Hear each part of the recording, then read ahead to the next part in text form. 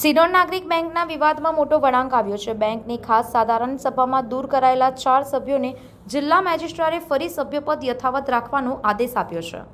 2 એપ્રિલે થયેલી સુનાવણી બાદ આ નિર્ણય લેવામાં આવ્યો છે।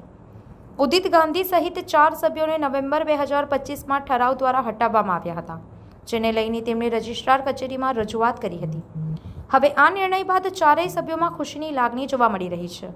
તો બીજી તરફ સ્થાનિક સ્વરાજ્યની ચૂંટણી પહેલા સિનોર ભાજપમાં જૂથબંધી ચરમસીમાએ પહોંચ્યાની ચર્ચા તેજ બની છે। સિનોર નાગરિક સહકારી બેંક દ્વારા 1/2025ના ઠરાવ મુજબ જે 4 સભાસદોને બરતરફ કરવામાં આવેલા, સભાસદોને સભ્યપદ પરથી દૂર કરવામાં આવેલા, જે સંદર્ભે અમે જિલ્લા રજિસ્ટ્રારને રજૂઆત કરતા જિલ્લા રજિસ્ટ્રાર દ્વારા અમોને ક્લીન ચીટ આપવામાં આવી છે કે આ રીતે બેંક પાસે કોઈ કાયદો નથી જે ખોટી રીતે અમને સભ્યપદ પરથી દૂર કરેલ છે, જેમાં અમારો વિજય થયેલ છે।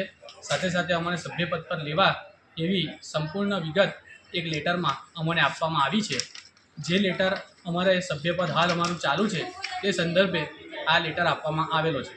ભારત માતા કી જય, સત્યમેવ જય છે। આજે અમારો સત્યનો વિજય થયો છે, સત્યમેવ જય છે। સંવાદદાતા સાથે અભિપ્રાય ન્યૂઝ, વડોદરા। આવા જ વધુ સમાચારો જોવા માટે સબસ્ક્રાઇબ કરો અમારી યુટ્યુબ ચેનલને અને જોડાયેલા રહો ફેસબુક, ઇન્સ્ટાગ્રામ અને ટ્વિટર પર।